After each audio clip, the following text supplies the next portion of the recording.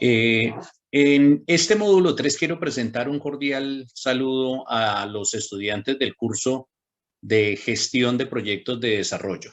Entrando ya casi en nuestra recta final, hoy vamos a disertar sobre el módulo 3, aprender algo sobre cómo se hace la matriz de riesgos, cómo se elabora la matriz de comunicaciones y cómo se tiene que hacer la matriz de responsabilidades.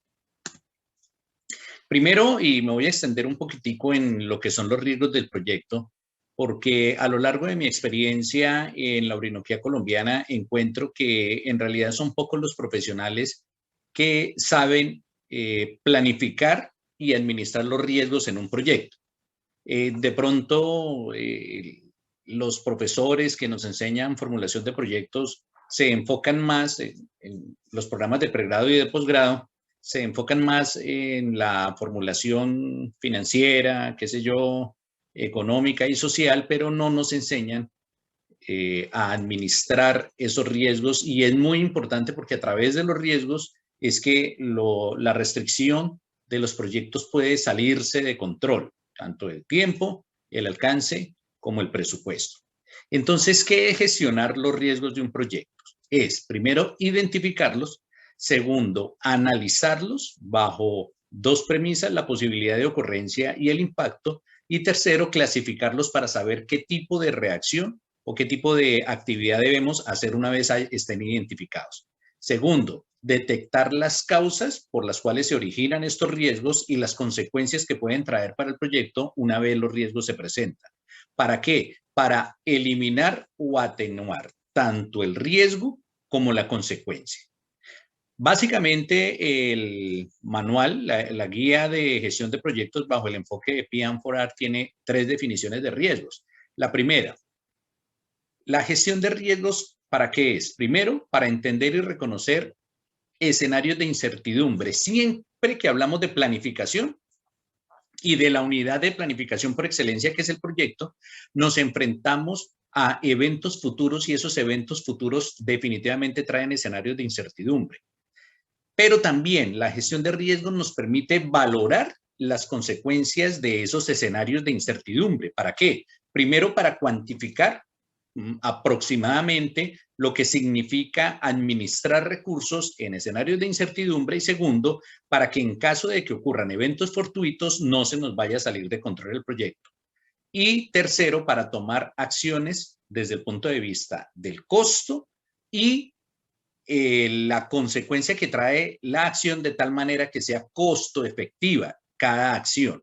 Es decir, si vamos a administrar un riesgo y a través de la administración nos va a resultar más caro eliminar el riesgo a que este suceda, pues no sería una acción desde el punto de vista costo eficiente o costo efectiva. La segunda definición: la gestión de riesgos permite identificar el o los eventos previstos o imprevistos capaces de afectar el logro de todos los objetivos del proyecto, o al menos uno, y afectando ese objetivo o esos objetivos vamos a afectar el resultado final esperado del proyecto. Se expresa en dos términos: consecuencia, es decir, qué va a ocurrir, cuál es el impacto si ocurre el riesgo, y probabilidad de ocurrencia. Eso lo vamos a ver más adelantico. La tercera definición es un evento o una condición incierta que puede tener efectos negativos o positivos en los alcances del proyecto, en el cronograma, en el costo y en la calidad, es decir, en las restricciones del proyecto.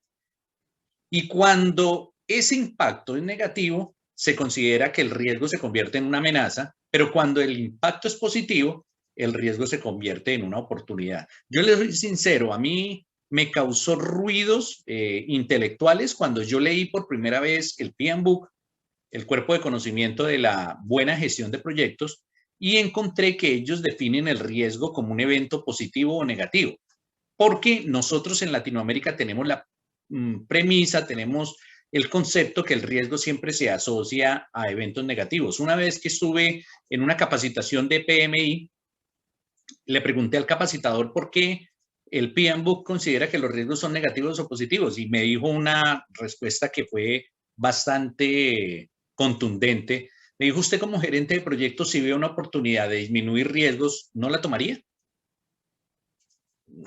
Sí, claro, yo le contesté, claro, tiene toda la razón, yo tomaría esa oportunidad. Dijo, por eso es importante cuando se esté planificando el proyecto verificar qué tipo de riesgos pueden ser unas amenazas o qué tipo de riesgos puede ser una oportunidad, porque todo lo que beneficia el proyecto hay que tomar.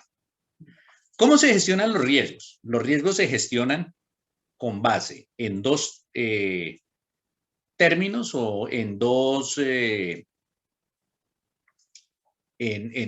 parámetros. El primero es la probabilidad de ocurrencia, ¿sí?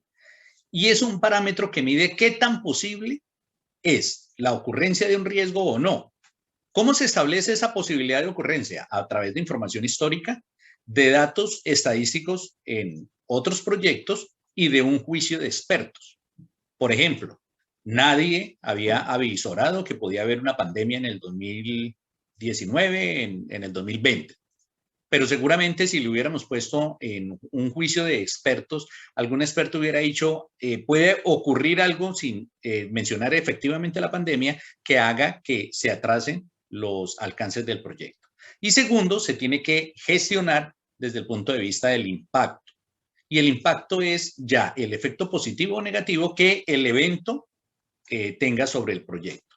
Ese impacto tiene que cuantificarse desde el punto de vista del costo, del tiempo que puede llevar volver a la normalidad, del alcance del proyecto, si podemos entregar el proyecto a tiempo o no, bajo las restricciones que nos da la junta directiva, y de los productos, si los podemos entregar con la calidad que nos piden o no.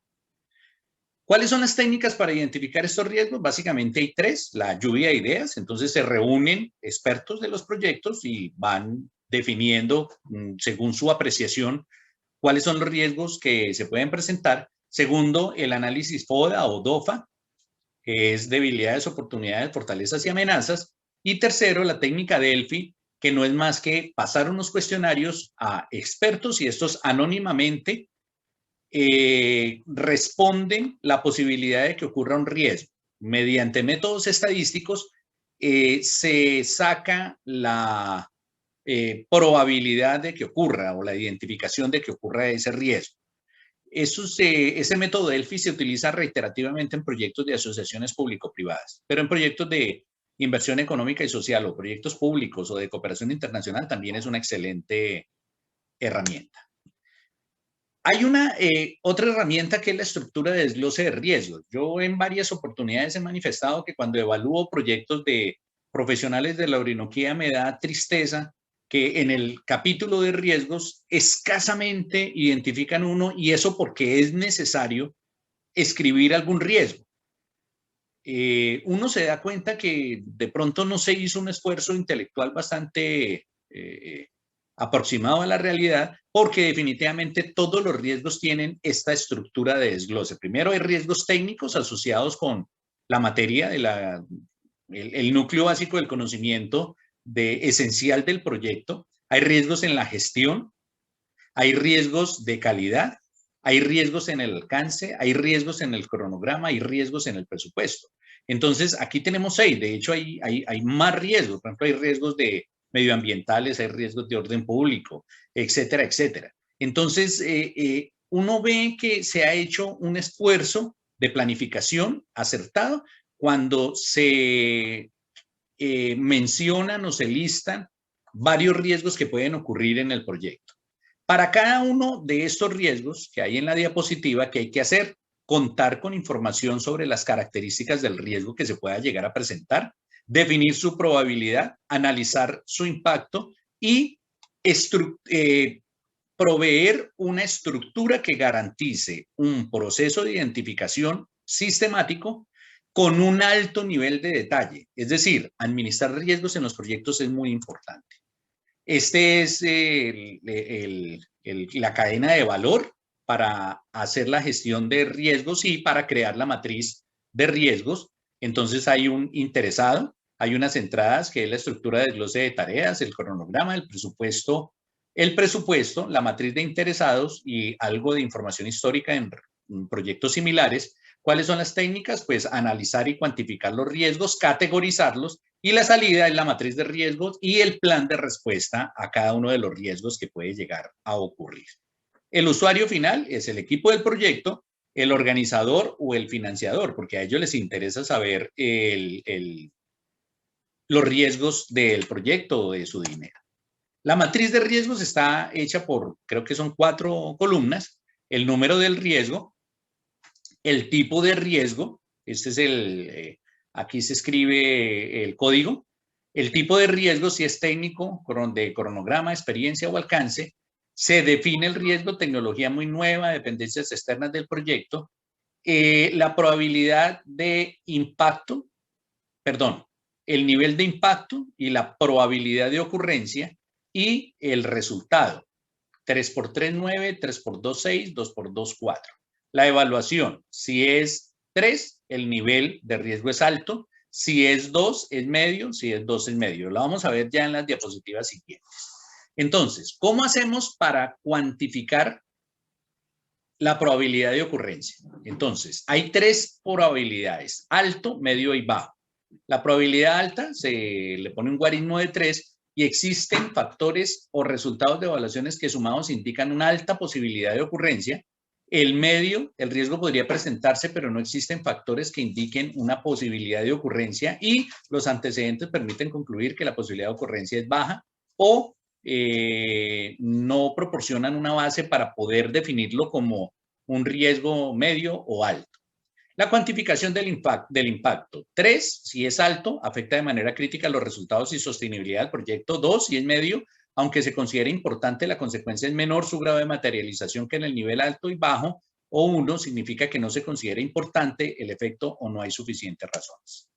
Esta es la matriz de análisis de riesgo. Entonces, dependiendo esta calificación que aparece aquí en esta matriz, nivel de impacto y posibilidad de ocurrencia, entonces nosotros nos vamos a esta matriz. Cuando el nivel de impacto es bajo y la probabilidad de ocurrencia es bajo, lo clasificamos como 1.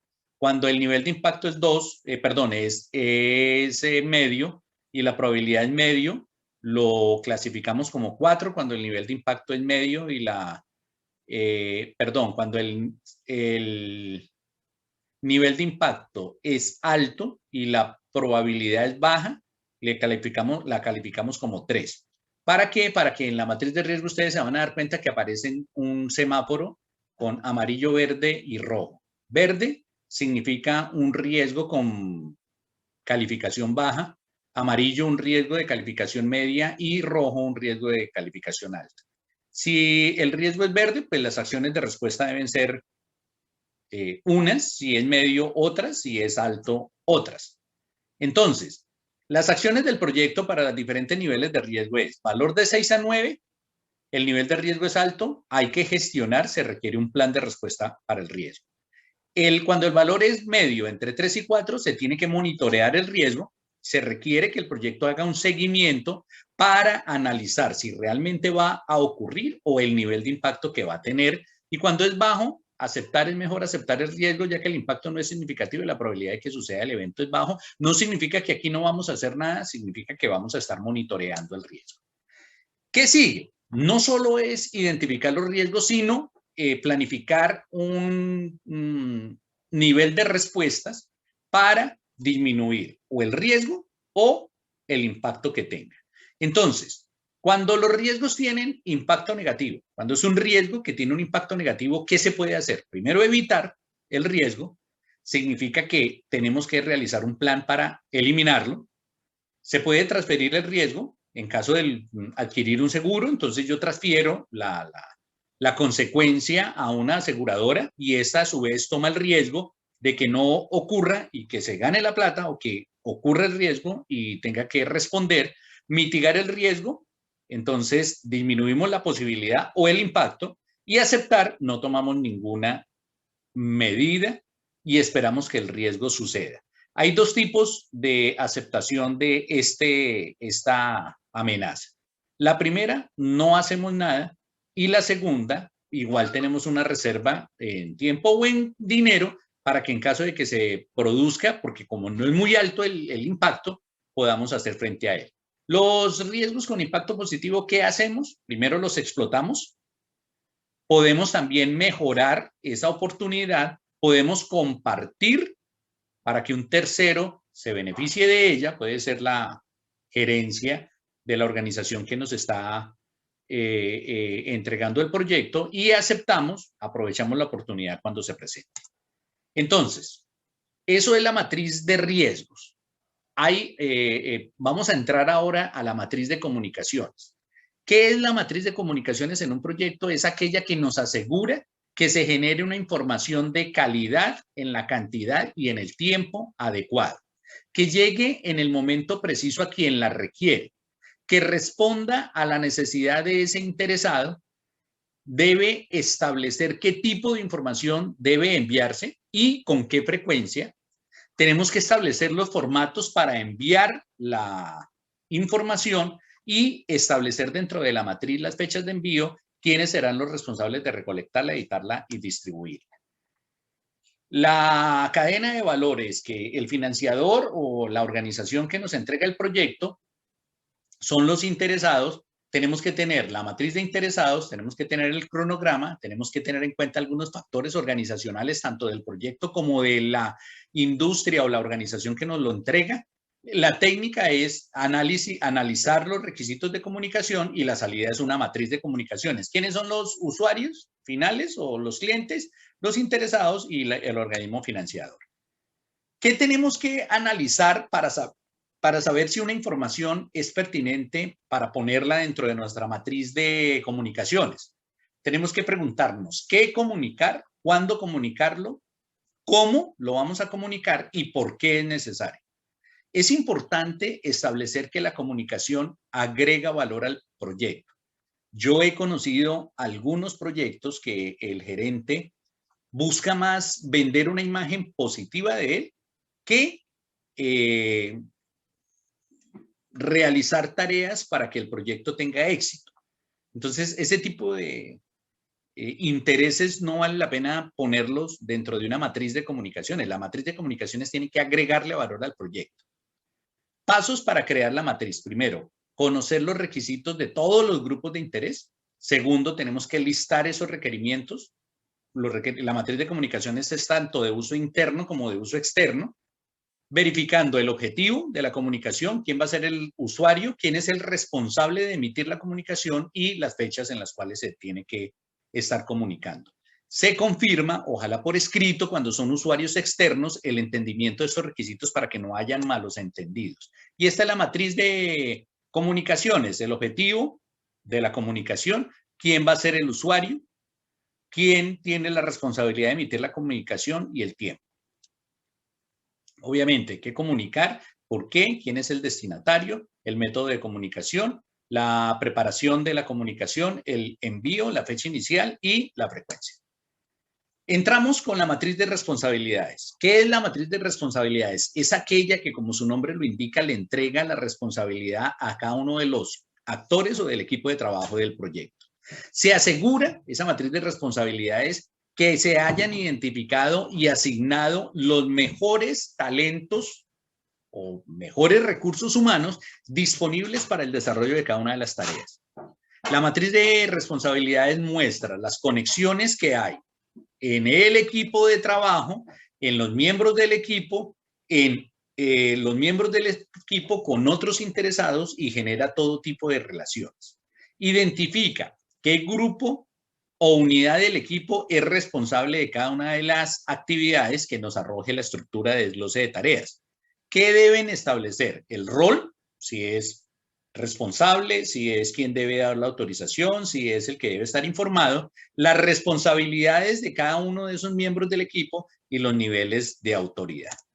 Entonces, la cadena de valor es el financiador o la organización es nuestro cliente. Las entradas son la estructura de desglose de tareas, el cronograma, la matriz de riesgos y algunos factores organizacionales que hay que tener en cuenta. La técnica es, identificamos los roles, analizamos las funciones, los procesos, los procedimientos y las competencias, y nuestra salida de la matriz de responsabilidades. ¿Para quién? Nuestros usuarios finales son o el equipo del proyecto, el organizador o el financiador, o en alguna ocasión hasta ese tercero que influye en algunas actividades del proyecto. De la matriz de comunicaciones es necesario establecer un organigrama funcional del proyecto, como el que les estoy mostrando en la diapositiva, donde hay un gerente, donde hay niveles de organización, donde se pueden ver las estructuras de responsabilidad y se le asigna a cada equipo de trabajo o a cada responsable una actividad para que desarrolle.